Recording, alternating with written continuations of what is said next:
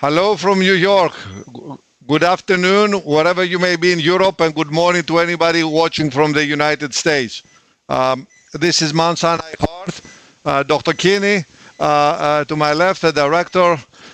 Myself, George Dangas, who have two of our fellows joining, the chief fellow, Dr. Ishara next to me, Dr. Farouk as well. We have a nursing staff in the back that you see led by Christy in this particular case. We have two techs led by Chief Tech Pablo, who's trying to hide himself. Pablo, move a little bit left or right so we can see you.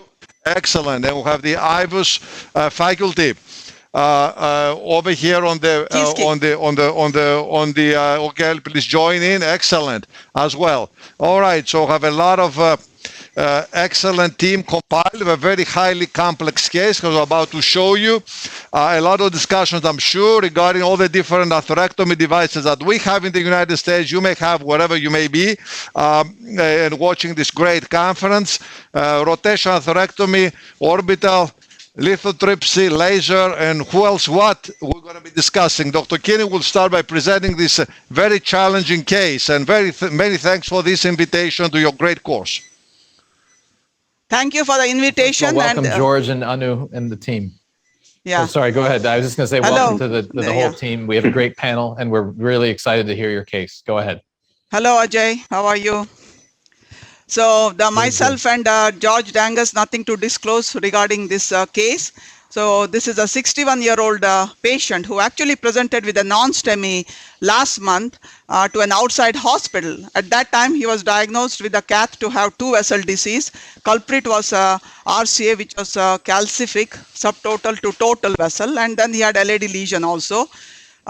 So the risk factors, hypertension, hyperlipidemia. They tried to do the PCI there. They were not able to cross the vessel. Therefore, the patient was transferred here for complex PCI. So he was on good medical therapy. After he was transferred, we did do the PCI. After we crossed, we actually needed a laser to get through that vessel, and a single stent was placed. So today he is here as a part of complete revascularization for the LAD and diagonal, which we will show the angiogram. Question will be, that's also a calcific vessel. We are planning to do was initially, after that in between he did not have a stress test, we thought we will need a physiology to do the LAD as well as diagonal PCI. But we have patient, I'll show you the angiogram, what we have here. So EF, that is a near normal. RCA. Oh, great result. Looks good. You can see the stent. And this is where we are with the left system. Yeah, so, very cool. Wasn't there some progression you said from the previous angiogram in this case? So last time was about 70-80% lesion, but you already see some progression. He's actually, you see good medical therapy, high dose statin.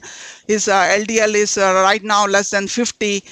But you see the LAD has progressed with the TIMI actually 2.5 flow in the LAD. And before injecting, you can already see tram track calcium, which is angiographically severe calcium. And this is where we are with the LAD, cranial view. So it's not a true bifurcation. You can see the diagonal also progressed. It's a large size diagonal with about 70-80% lesion there. Yeah. And this is where we are. So we can ask the panel, how would we proceed in this case? Yeah, would anybody still do physiology here?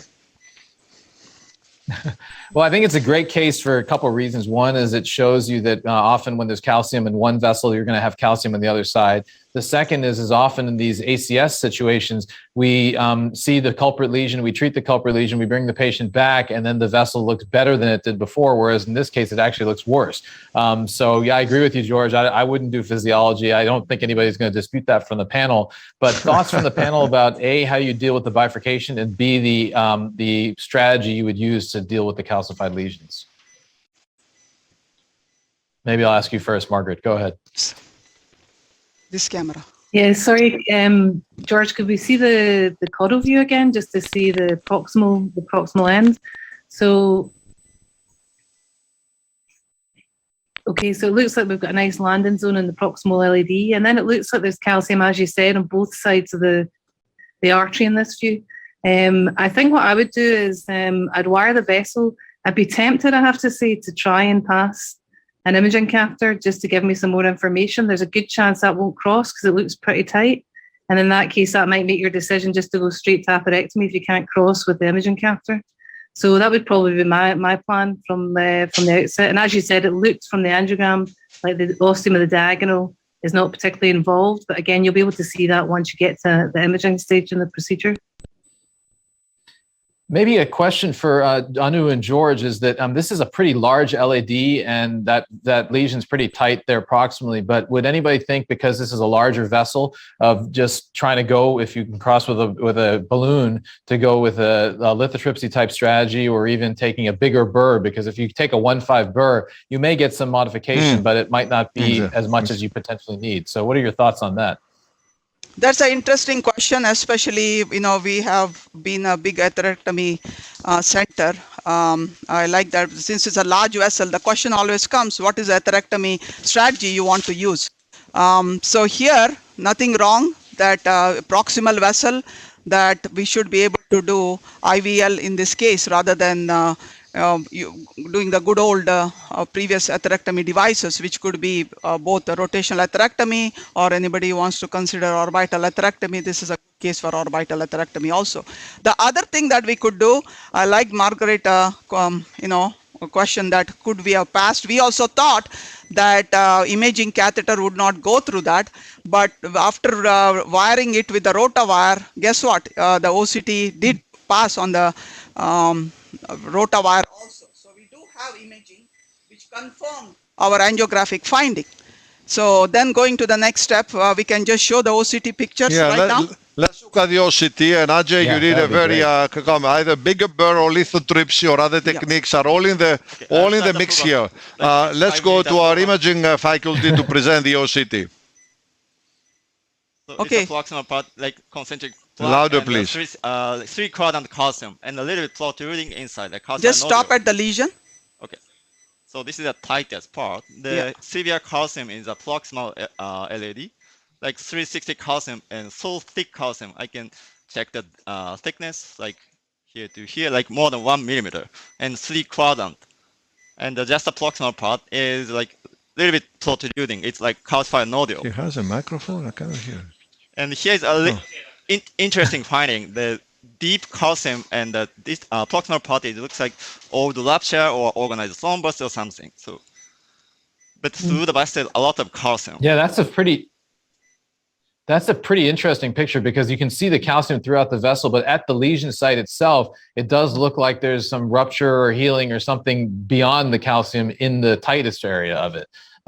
But then there is all probably explains this. So what were your thoughts? It's a progression. Yeah, exactly.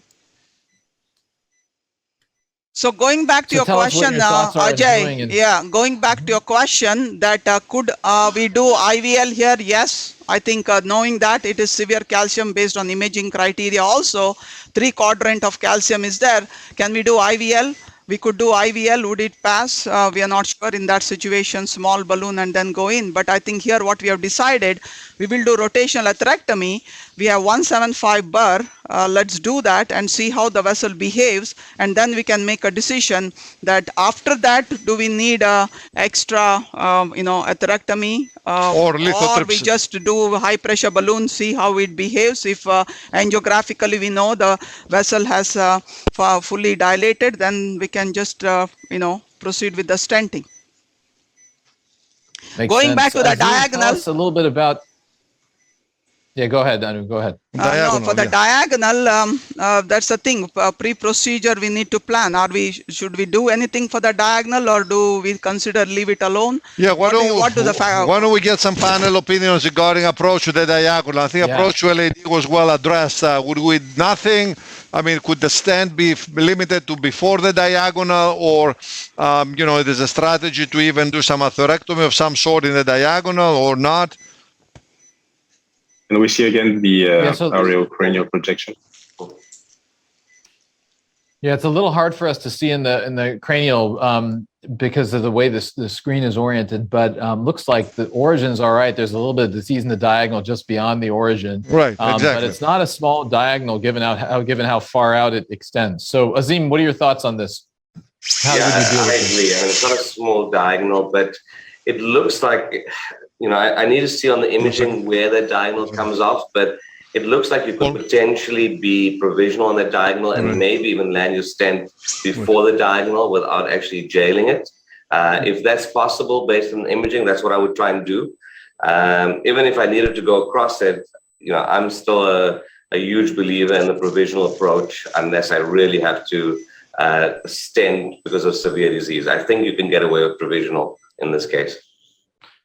What's really nice about the OCT is two things. A, it crosses because it has a lower profile than the conventional IVUS catheter. Obviously, there are many other IVUS catheters out there that would cross potentially too. Sure. But then B, you can actually see the dots on the longitudinal view of where the branches come off. And by looking at those dots and looking at the origins, you can then determine what the origins look like, even with a drive-by view of the main vessel. So I think this is a great strategy. Anyone have any reservations about using rotational atherectomy if this happened to be thrombus or thrombotic? Sure. I don't see anybody shaking their head no. No. Didier? Yeah, go ahead. No. I think that's the right strategy. What is the size of the guiding catheter that you're using, George? That's a 7 French. Yeah. To dictate 7 French. Okay. 7 French. So I think this is a good message because if we need to upgrade the size of the burr, we need to be prepared in advance, and using a 5 or 6 French guiding catheter may be a problem, an issue for this proximal LAD. Yeah, no, I would agree. I think if you were going to use orbital, you could use 6 French. There's no issue there. And you could potentially, if you went slowly enough, get up to 1.75 or around that, 1.7 or so, if you were doing it. So that would be another potential strategy to use. But there are many ways to do these cases. But as we all know, I mean, Mount Sinai's experience with rotational atherectomy is extensive. And this is kind of a bread and butter type of case for the team over there. I have one question a little bit on your techniques, because I have to tell you, in recent transmissions, I've seen people fly down the vessel. So tell us how you go through it. I know you do a great teaching job on this. Okay, so I think we did not go through the first. Before we start, I just want to tell people how do you prepare this. This is a Rotor Pro, or the good old or classical Rotor, where we used to have a pedal. Doesn't have everything comes here. The control is here. So you have the knob. So as soon as you reach there, first thing you do is you move the knob backward forward. So your tension between the Teflon sheath and the burr is removed. Once that is done, you tight here, and then at the Y connector, move the rotor backward forward. So any tension between the rotor burr and the wire is removed. And the last one, this is the Dyna, which is between 65, 70,000 RPM. On Dyna, you just tap. So even if the burr moves, it moves very slowly, so that initial jump does not happen. So this is a crucial step, so that no tension in the rotational atherectomy burr. And same thing, it went very smoothly up to the proximal LAD. So once I'm there, slow pecking motion. So that's what I'm doing here. So every time I go a few millimeters backward, forward. You don't have to come back a lot, because the rotational atherectomy happens only during the forward movement. Compared to orbital atherectomy, it is doing that when you're going backward as well as forward, since you have the diamond chips both in the front of the burr as well as behind. And Ajay, you were saying that flying down the vessel, you have to avoid it not only in the beginning, that you see all these 3 steps, avoid the storage of the motion, and otherwise it may cause a proximal dissection before you even start. And then the second one is that if you push it through the lesion, you may force it through, and then it may get stuck. So you have to really go slowly back and forth, as you see, very patiently, in order to ablate your way through the lesion and avoid pushing it through the lesion, because there's no diamond chips towards the back, and the burr may get stuck. And periodically we flush the vessel in between the burr lesions, the burrings, to get rid of the debris more efficiently. I crossed it, and now I'm just doing a polishing run. No, I think that's a perfect demonstration of technique, and we're going to go in a second to Leipzig. But I just want to make a point that this was illustrated extremely well. And I often joke facetiously to the fellows that you got to keep your right eye on the wire, your left eye on the guide, because as you're going forward, if either of them moves back, then you know you're pushing too hard or too aggressively, and it's a really pecking motion with the slow, patient way of going through it, so the burr doesn't get stuck. And so this was great. That's a great demonstration. Anu and George, we're going to jump to Leipzig. I'm assuming you're going to go through it, and then you'll either dilate and then talk about that when we come back, image, and then go from there. But this is a fantastic demonstration of how to do it. Exactly. Thank you. We'll proceed and show back later. We are live. Oh, it's perfect time. We just position in the stand. We just position in the stand.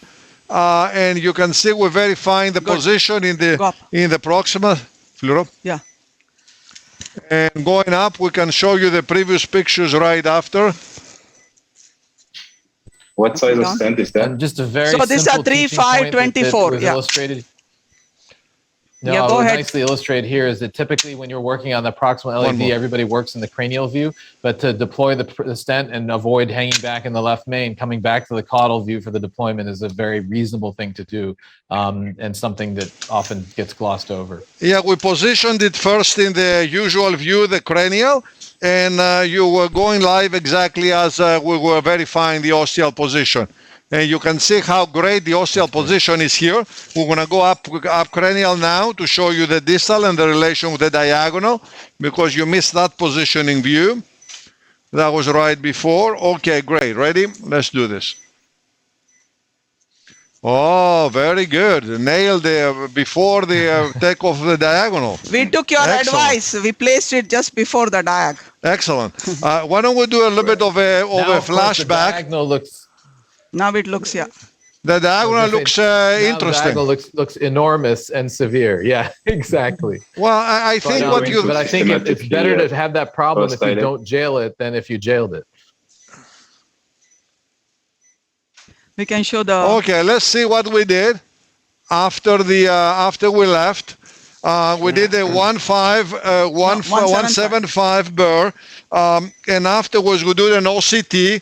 Why don't we show that OCT? Let's go to our imaging faculty for that. OCT after rotational atherectomy 175, right now. Okay, sure. Yeah, this is the OCT just after the 175 loaded. So this is the proximal nodule part. Like nodule is a little bit shaved, like here, like 3 o'clock. And we go to the tightest part, Puri. So this is the tightest part. Like we thought it's an organized thrombus, and after the loader, some disruption. But still, there is some deep calcium, like proximal part. This is what we find. Great, and no other problem in the vicinity of the diagonal. Balloon? No, we just did a rota. This is just rota, and following the fact that he just showed us that there was a lot of deep calcium, we decided to do an adjunctive image and adjunctive ballooning with a lithotripsy, 3.5 lithotripsy. We did 4 inflations and 4, I would say, lithotripsy courses, and then did another OCT. Sure. And let's show this one now. Sure. So this is the final. Hey George, I want to ask Anu. I want to ask Anu a question though. For years, you have so much experience with doing rota with NC balloons. So tell me, in your opinion, what you're getting additionally with the lithotripsy after the rota compared to what you did for years so well. I wanted to explain. Go back to the OCT with the now. Like you said, we are not, we never image like this other than we do it for live case. That was an excellent question that you asked, that how would we have handled this in the past before IVL. So we would do rotational atherectomy. So how would we select a burr? Always burr size is less than 1.5 or so. So here we know the vessel size is 3.5. We would have gone 1.5 or 1.75. We took 1.75 burr. Once that is done, we will go with the NC balloon, and NC balloon always is 1-to-1 vessel size. So we would go with the 3.5, dilate it. Dilation will be 18, 20, 22 atmospheres. And at that time, if we saw that there was a dog boning and there was no dilatation of the lesion, which means there is deep calcium, which we see now with the OCT here, that Rotor did do the job, but there is deep calcium, which was not, which we know rotational atherectomy does not do anything to the deep calcium. Then we would have changed our mind at that time. Do we go with the bigger burr, which could be again 2 or 2.15 with the 7 French, we cannot go 2.15, we would have gone 2 burr, or use Wolverine or Flextome balloon at that time to take care of that particular area where the vessel did not expand. That would have been what we would do in the past or many times before the IVL happened. But now since we have IVL to take care of the deep calcium, we went and did the sound wave. So in brief, the OCT will show us what we did. That's what we're trying to show. Imaging faculty will follow and show us the OCT after lithotripsy and will show specifically what we gained. Show us so we can go from theory to reality. Go ahead. Okay, so this is after the IVL. So we find the dissection, like it's behind the calcified plug. Actually, the fracture is not in the calcium, like here, but already area is big. So like this is the shape after the Rotor, and a little bit dissection, like between, like boundary of the calcified plug and the healthy parts. It's always we see that.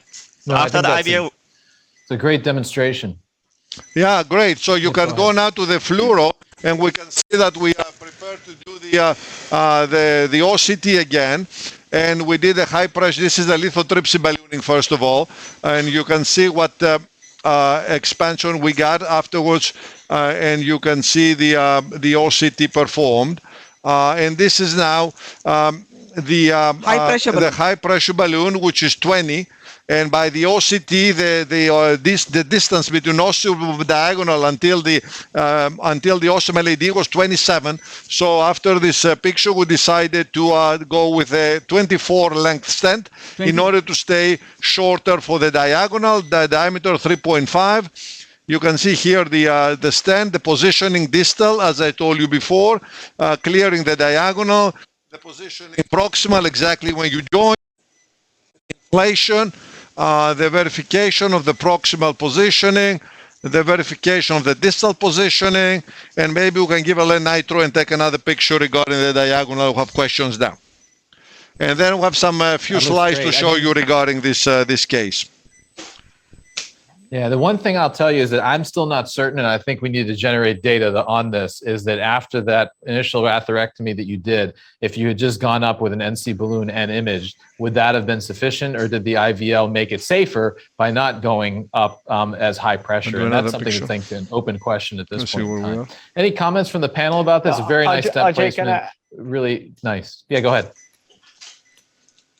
So I agree completely with what you're saying. There is a lack of data proving the superiority of the IVL after Rotor versus a standard NC balloon. Conversely, I think this case is a beautiful illustration showing us that if you use the IVL in a area where you don't want to extend a hematoma or a dissection into this potentially important diagonal branch, so the IVL balloon only goes to 4, max 6 atmospheres. Whereas the NC balloon goes to 20, 22 atmospheres. So the likelihood of rupturing the vessel and making long dissections and potentially even perforations is potentially lower. So I think in theory, it makes sense to use the IVL and lower the risk of complications. Yeah, I completely agree. I think that's why it's such an interesting question at this point, and how we've determined one strategy versus the other is something that we'll look to imaging to sort out, frankly. Similarly, you can argue in a non-STEMI circumstance, there is a contraindication to using some of these atherectomy devices. Maybe using an upfront IVL strategy would be associated with less embolization, et cetera. So a lot of open questions and excitement in the space right now.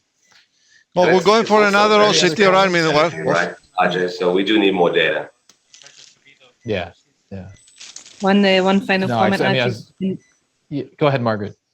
One other comment, in Europe, drug-eluting balloon would be a good option for the diag at this point.